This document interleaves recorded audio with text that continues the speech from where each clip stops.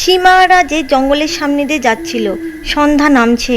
হঠাৎ করে কোথা থেকে যেন বাচ্চার কান্নার শব্দ শোনা যাচ্ছে। সীমা, কান্নার শব্দ শুনছো? মনে হচ্ছে একটা বাচ্চা কাঁদছে। হ্যাঁ গো, কোথা থেকে আসছে, চলো দেখি। এরপর তারা ধীরে ধীরে কান্নার শব্দের দিকে এগিয়ে যায়। তারা দেখে একটা বাচ্চা টুকরির মধ্যে কে রেখে গেছে।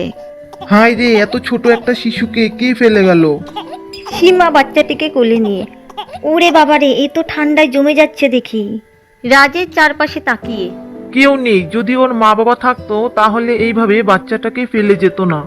সীমার চোখ ভিজে আসে। জানো, আমাদের বিয়ে 10 বছর হয়ে গেল, কিন্তু আমরা এখনো সন্তানের মুখ দেখিনি। এই ছোট্ট প্রাণটাকে কি আমরা আশ্রয় দিতে পারি না? আমাদের কপালে সন্তান নেই বলেই হয়তো ভগবান আমাদের জন্যই এই শিশুটাকে পাঠিয়েছে। ঈশ্বরের দান ফিরিয়ে দেওয়া উচিত হবে না। আমি চাই ও আমাদের সন্তান হোক। আমরা ওকে মা বাবার ভালোবাসা দেব। তাহলে চলো, আজ থেকে ও আমাদের সন্তান। আমরা ওর নাম রাখবো আলো, কারণ ও আমাদের জীবনে আলো হয়ে এসেছে। এরপর তারা বাচ্চাটিকে নিয়ে নিজেদের বাড়ির দিকে যায়, নতুন জীবনের স্বপ্ন বুকে নিয়ে। রাতের বেলা ছোট্ট একটি বারান্দায় প্রদীপ জ্বলছে। স্বামী স্ত্রী বাচ্চাটিকে নিয়ে বসে আছে। শিশুটি তখন শান্ত হয়ে আছে।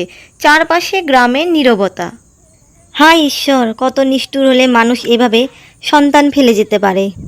হ্যাঁ সীমা, একদিন আমরা কত কান্না করেছি, কত রাত জেগে ভেবেছি কেন আমাদের ঘরে সন্তান নেই।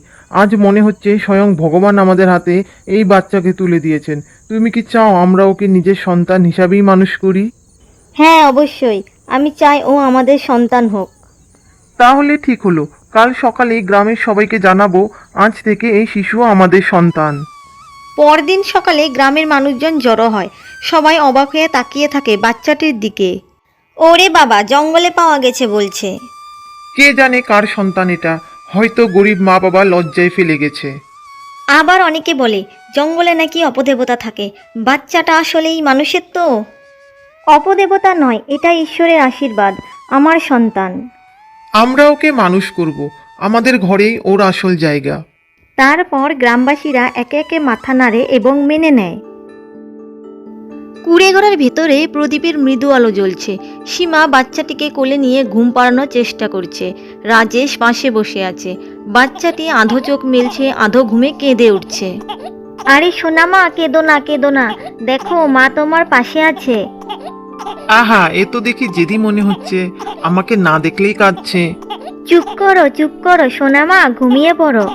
বাচ্চাটি তখন কান্না বন্ধ করে হাসতে থাকে। দেখো তো, মনে হচ্ছে আমাদের সোনামা যেন আমাদের কথা বুঝতে পেরেছে।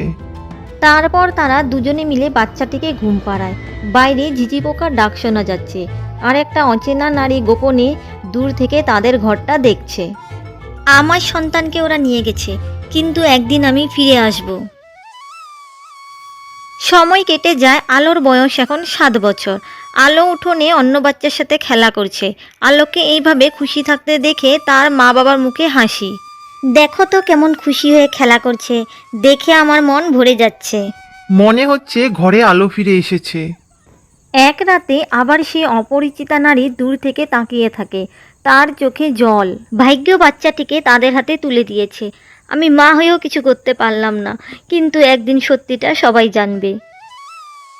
নে আলো মা, তোর পছন্দের রুটি আলু ভাজা করেছি, খেয়ে নে মা। ঠিক আছে মা, খেয়ে তো নেব, কিন্তু মা, আমি কি কালকে মেলায় যেতে পারবো? অবশ্যই যাবে, তবে বাবার সঙ্গে যাবে, বুঝেছো? হ্যাঁ মা, তোকে আমি মেলায় নিয়ে যাব। সন্ধ্যাবেলা উঠোনের আড়াল থেকে সেই অপরিচিতা নারী আবার তাকিয়ে আছে। তার চোখে জল। এবার তাকে গ্রামের এক মহিলা দেখে ফেলে। এই যে তুমি কে? এখানে লুকিয়ে লুকিয়ে কি দেখছো? আমি আমি না, আমি কিছু না। এই কথা বলে সেই মহিলা সেখান থেকে দৌড়ে পালিয়ে যায়। আর গ্রামের মহিলাটি গ্রামে গিয়ে খবর ছড়িয়ে দেয়। তখন রাজেশের বাড়িতে গ্রামের মানুষ জড়ো হয়। গ্রামের গ্রাম প্রধান বলল, সবাই শান্ত হও, ওই মহিলার ব্যাপারে তদন্ত করতে হবে। কে জানে, হয়তো জঙ্গলের ডাইনিই হবে। আবার হয়তো আলোর আসল মাও হতে পারে। যেই হোক, আমাদের সন্তানকে কেউ ছিনিয়ে নিতে পারবে না। পরের দিন সকালবেলা গ্রামবাসীরা সেই মহিলাকে খুঁজে পায় এবং গ্রামের সবার সামনে নিয়ে আসে। গ্রাম প্রধান, সত্যি বলো, তুমি কে? আমি আলোর মা। আমার আসল নাম রেখা। স্বামী আমাকে ছেড়ে অন্য নারীকে বিয়ে করে চলে যায়। আমি একা গরিব, তখন সমাজের লজ্জায় আমি আমার সন্তানকে বাঁচাতে পারবো না ভেবে জঙ্গলে রেখে দিয়ে আড়াল থেকে সব দেখছিলাম। ভেবেছিলাম কেউ না কেউ তাকে পাবে। দয়া করে আমার সন্তানকে আমাকে ফেরত দিন। সে আমার রক্ত মাংস, কিন্তু এত বছর ধরে ওকে আমিই মানুষ করেছি। ও আমার প্রাণ। আলো কাঁদতে কাঁদতে বলে, আমি জানি না আমার জন্মদাত্রীকে। আমি জানি মা মানে যে আমাকে জন্ম দিয়েছে, আমার যত্ন করে। আমি আমার সীমা মায়ের কাছেই থাকবো। তুমি আলোর মা, এটা অস্বীকার করা যায় না, কিন্তু আজ সে আমাদেরও সন্তান। তুমি চাইলে এখানে থেকে যাবে, আমরা একসাথে ওকে মানুষ করব। রেখার চোখে অশ্রু। সে মাথা নিচু করে সম্মতি দেয়। সন্তান শুধু জন্ম দিলেই মা হওয়া যায় না, মানুষ করতেও মা হতে হয়। আমরা দুজনেই তার মা।